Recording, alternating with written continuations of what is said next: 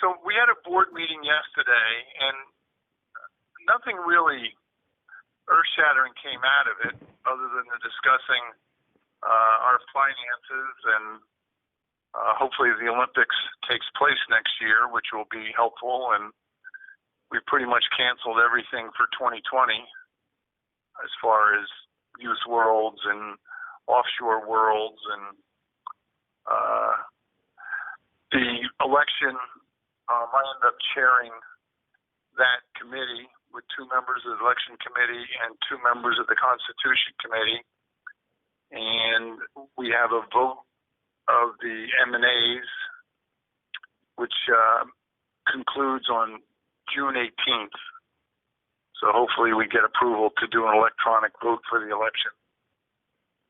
Yeah, so that is still subject to the M&A's approval. Well, we need the M&As to approve it, and we need 75% of them to say yes to go ahead with an electronic election. And then the election committee, not us, not the board, but the election committee needs to publish the procedure, how it actually works, and that'll have to get approved too. But it'll be out for comment. There'll be, I think, a 3-week period where people can make suggestions on what they propose. Do you have any idea of what it's going to land on? Do you think it's going to go through? Yeah, I'm optimistic that it'll go through. I mean, look, people don't want to travel.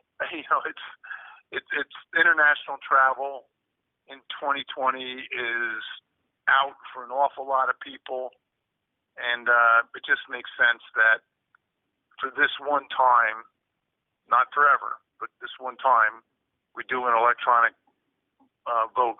And the issues are, do you delay the vote of the election a year? And the answer was no, you do them on time. So we're doing them on time. Then the second thing is, do you do it remotely? And that's what we're asking permission to do. And we need a 75% vote. And if we get that, then the election committee will publish the procedures and the timing, and they will appoint a firm, KPMG, I don't know if it's KPMG, but somebody like that, one of the big accounting firms, to administer the whole thing. So I'm optimistic it'll go through, and I sure hope it does, because we want a lot of participation, and an election's important, as you know. Yes, of course. How is the governance reform going to be treated at the AGM? Is that going to be voted on as well, or will that have to wait until the next? I think the next board is going to deal with it. We have our hands full, and the governance reform was pretty big, and in my view, there's a number of good ideas in there, but it didn't pass. And we're running out of time, and it's better for the next board to take it up. Right. So that seems to settle that question. There was also another important issue with World Sailing, and that is the Ethics Commission. Can you comment on what's going on there at the moment? So the Ethics Commission told me and Scott Perry that we were not to discuss it. We've been interviewed, and I guess they're working on their decision. So I can't, it would be bad for me to violate their requirement not to discuss it at this moment. So yeah, I appreciate that. I don't know when I don't want to screw it up. So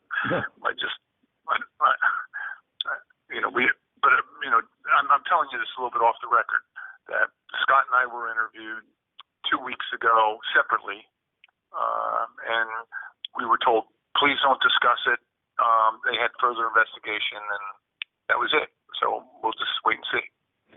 when do you think the result is going to be ready for the public?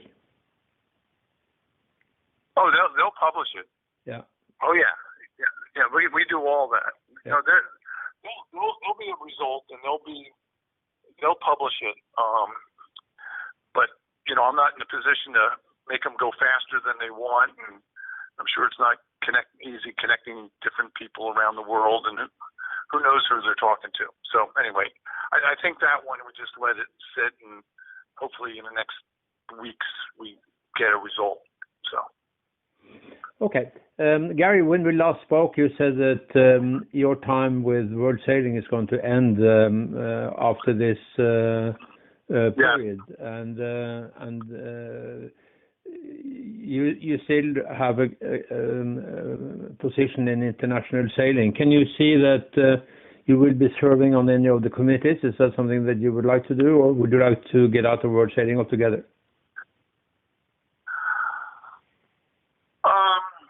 I have 70 years of experience and advice and expertise. So if one of the committees offshore or somebody needed some advice, I'd help them.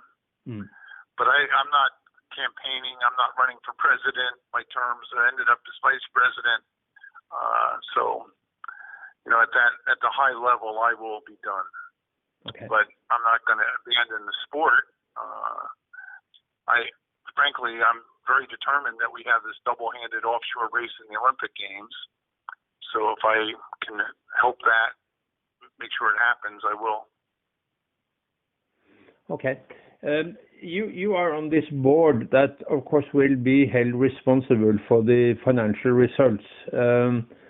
And I'm sure that not every decision in the board meetings have been unanimous.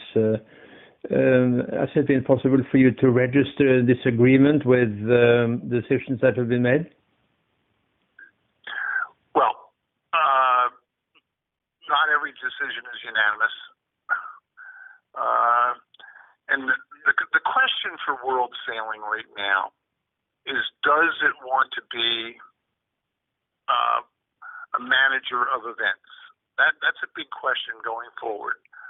And we've done an awful lot of events that's cost a lot of money. And the question for the future is, do we want to continue doing that or not?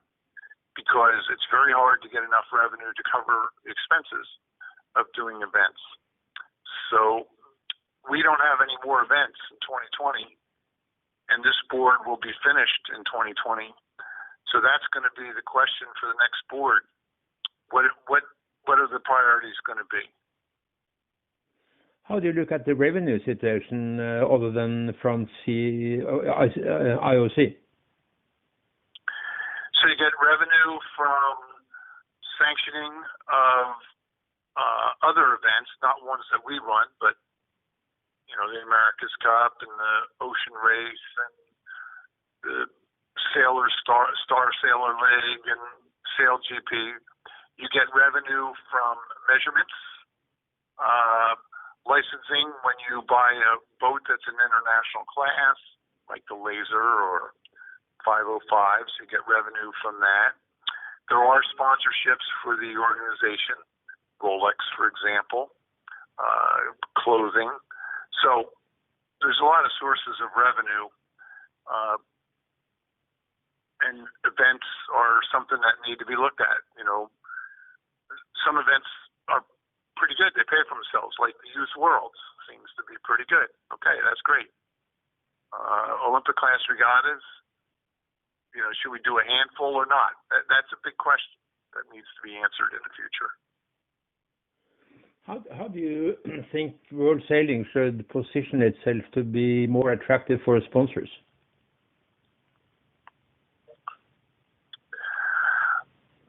Well, the nice thing about World Sailing is that we have a large network of member national authorities and people that are successful in life that engage in the sport. So the selling card to sponsors is that we can help them reach the audience that they like, that they want to reach through the sport of sailing. So That's how you do it. But having said that, sailing is hard. It's, we don't have big stadiums filled with people, and television is kind of limited. There are the Olympics, the America's Cup, sometimes Sailing World Cups. There's limited television, and you don't have big stadiums. So it's association with lifestyle and association with technology that hopefully attracts sponsors, but it's not an easy sell. You are, of course, an expert on America's Cup. You have been associated with this for a long time. You even won it at one point. Do you have an opinion of how things develop with the foiling mono or double hulls, as opposed to going back to displacement boat? I kept looking at a video from Spain, from the America's Cup, where Arlingi defended the cup some time back, and I have to admit that I've found that really more exciting to watch than anything in sailing. So let me make two comments. At World Sailing, it's not our position to advocate for any kind of discipline or boats in the America's Cup. It's our job to provide for the racing rules of sailing and the judges and umpires and measurers and certified race officials, and make sure that the regatta is fair and the regatta is safe. So that's the position of World Sailing. For me personally, this is just me, not World Sailing, I like sporting competitions where the competition is close. I like it when the lead changes. I like it when there's compelling personalities. I think the America's Cup should be sailed by people of their own country. In other words, the American boat should have Americans, and the Chinese boat should have Chinese, and the Norwegian boat should have Norwegians. I like traditional boats that people can relate to. Most people sail on keel boats of different sizes, and the America's Cup probably should be bigger and faster than that, but people should be able to relate to the sport in a way that they do. So if I were the czar of the America's Cup, I'd have it in a 90 or 100-foot monohull. I'd have national crews. I'd return to traditional match race courses, and I think if you did that, you'd have an awful lot of challengers. In 1987, there were 13 challengers from 7 countries and 4 defenders. So that's 17 different teams were racing in Fremantle. Pretty good. And now we have 3 challengers, maybe 4. I don't know, but the 4th will make it. So, and then 1 defender. So that's a big difference between 4 or 5 teams versus 17 teams. So the national cruise and a compelling monohull seems to me that would be good sometime in the future. But that's me personally. I think it was also pretty good in Valencia with a lot of challengers when it was in the International America's Cup class. Well, it was, pretty much national cruise, and it was a compelling monohull. And the lead changes. I mean, New Zealand battle against the Lingy was good. I mean, the score was 5-2, and every race was close, and the leads changes, and that's what you want to see in sports. I thought Valencia in 2007 was perfect. It's exactly what you want to see. Gary, you have been involved, I think, in hiring the new CEO for World Sailing, who starts his position on the 13th of July. What will be his first jobs, you think? Well, I'm very happy that we hired David Graham. He's going to be good, and he's got a long time experience in the sport of sailing at high levels, and he's a good manager, and I think he's the right person for this time. You know, his priority is to take a good look at our finances. I think we've corralled it, and then make decisions of where do we go from here, what our priorities are, and he'll have to do a lot of listening to people. And on a positive note, because the sport of sailing is in a pause, no Olympics this summer, no major championships through the next several months, he'll have some time to get acclimated before the annual general meeting and get things organized for the next board. So his priority is going to be listening to a lot of people and setting our priorities for the future. Regardless of the governance reform, will he be instructed to have a more transparent management than before?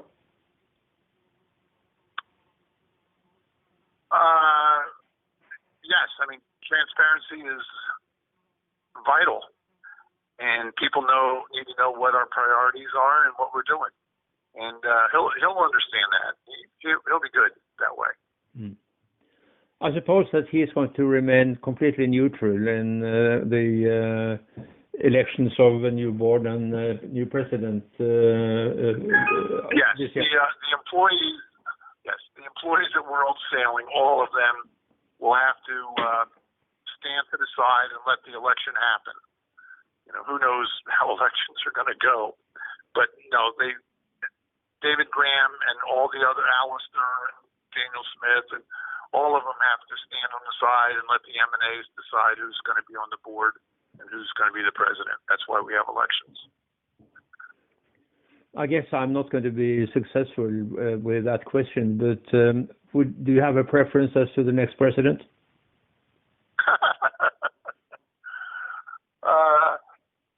Let me ask you, do you know of anybody more than Kim Anderson or Gerardo? No, I don't. There were some rumors, but I don't. I think it's going to be a bit. I talk to lots of people around the world a lot, and I don't know of any other candidates. I know 2 or 3 were kind of thinking about it, but you're the only 2 working on it, Gerardo and Kim Anderson. Yeah, I think so. I don't know of any others. And I believe that the next president probably will have to be from Europe. Well, they're both from Europe. One's from Spain and one's from Denmark. So yeah, but I don't know. That makes it difficult for somebody out of Europe. Jan Dawson has been talked about as a possible candidate, I suppose. I don't think Jan's interested. She's made no. I've asked her 3 or 4 times, and she's told me absolutely not. No, I think it's only those 2. Let me answer your question this way. About a month before the election, I will have an opinion, and I will voice it publicly of what I think should happen. But I don't think at this early date I should say anything with a preference. And the reason is I don't know if there's a third candidate. We don't know. I don't think so, but maybe somebody comes along, and maybe that'll be a good candidate. So I think right now I don't have an opinion, but like I said, about a month before the election, I'm going to let my opinion be known. Mm-hmm. Another question, which I'm not so sure that you are prepared to comment on, is the discussions with the landlords in London. What's going to happen there? Where is the future office of World Sailing going to be?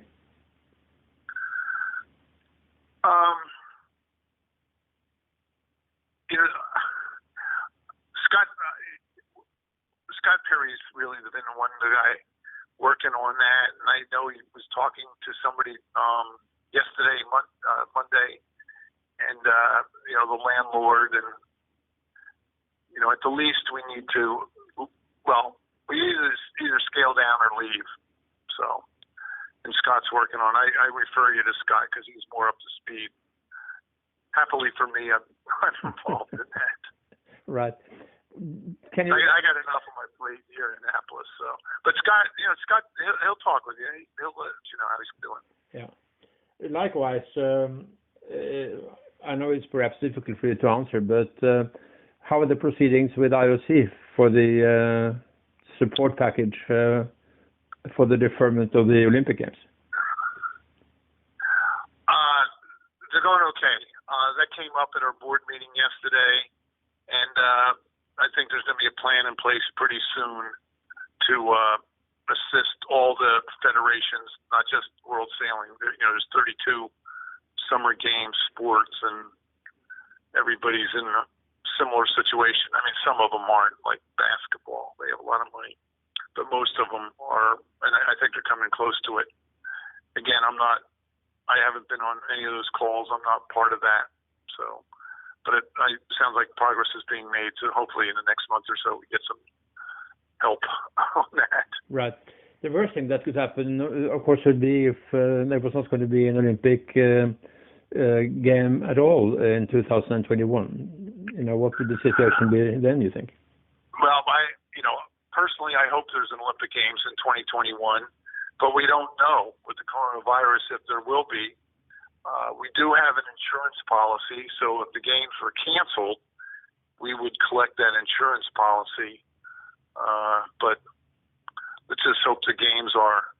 I mean, what I read, the same thing you are, that in Tokyo they're talking about, well, maybe they'll have sports with no spectators, and sailing actually would work pretty well that way. Because we're out on the water, and we have some spectators on boats and on the beach, but it's not like soccer or basketball, or track and athletics. We don't have big crowds, so sailing probably would work pretty well if they decide to do that. It is a fact that IOC is the major contributor to the economics of world sailing and many other federations as well. How much influence do you think that that IOC should have upon selecting Olympic classes? Well, the IOC, I've been part of the Submission 23 and the Olympics. The IOC hasn't pushed us hard at all. They say, make sure that the Olympics disciplines represent the sport at large, and try to update the classes. And, I believe doing mixed events and having one offshore long distance race amongst the 10 medals have been really good. Bringing kiteboards in, I think is, modern and new. If you look back at the Olympics since 1896 and look at all the different boats and classes that have been raced over the years, there's been lots of changes. Every Olympics or two, the boats keep rotating and changing. So I think they've done a pretty good job over a long time changing the classes. But that really comes from the federation. That doesn't come from the IOC with a heavy hand. They say things. We want it to be exciting. We want the last race to count for a lot. We want to represent the sport as it's played. I mean, those are the basic guidelines that we receive. What do you think? And again, this is personal because the decisions have been made by World Sailing. But personally, what do you think of dropping keelboats from the Olympics? Of course, it's coming back now via the double-handed mixed event, but the Star is out. The Finn is, of course, not a keelboat, but a very popular dinghy. What do you feel about those classes? I think it was a big mistake to get a keelboat out of the Olympic Games. Like I said, you want the Olympics to represent the sport, and I would say probably at least half the people that race sailboats race them in keelboats, maybe even more. So at least one of the boats should be a keelboat. So I would say that was a mistake. But look, lots of boats have come and gone in the Olympics. The Finn had a great run from 1952 through 2020. Pretty good. No class has ever gone as long as the Finn in the Olympic Games, and it's a class that's going to thrive into the future, and maybe it comes back at some point. You know, the catamaran went out of the Olympics one time, and it came back. The Star went out of the Olympics, you might remember, in 1976, and it came back again. So, you know, the classes come and go, but surely, with 10 medals given out, one of them should be in a keel boat, and offshore long-distance racing is played by so many people, and 1 out of 10, I think, should be in offshore. So that's why I'm so happy that we have this long-distance offshore race in 2024, 2028. That's going to be very interesting. It's a very expensive class. And how many boats would you need to see on the starting line for this event to be a success? I don't think it's decided how many boats we have, but I would say it'll be between 16 and 20 boats will be on the starting line. And the boats are provided, so you don't have to ship your boat there. The boat, you know, you show up and draw out of a hat, and that's your boat for the race. Right, and that, of course, is not going to be decided until 30th of December 2023. Right. So nobody would have an advantage of practicing with a boat. I mean, the plan is to try and make it as inexpensive as possible. That's why you can have different boats around the world for double-handed racing, and you don't want to make an arms race out of it by declaring what the boat is early. And the boat will be relatively simple: 3 sails, a minimum of electronics, a keel boat. It won't be a cannon keel. It won't be water ballasted. So, you know, it'll be a sailboat like most people sail. So you say it's going to be a boat that is provided for the sailors. Who's going to pay for that? So the way you do that is you work with the manufacturer, put it out to bid, and then after the games, the boats are sold. So in fact, yes, it is a manufacturer who is taking the risk, in fact. Yeah, that's correct. But that's what happens with the lasers. You know, we provide the lasers, and the lasers are sold. So pretty cool. You know, I actually did in '96. They had the lasers in Savannah, and after the games, I bought one of the lasers, and I had the Olympic rings on it. It's pretty cool, sailing my laser with the Olympic rings on the bow, and you know, I got to buy it for a little less than a new boat would have been.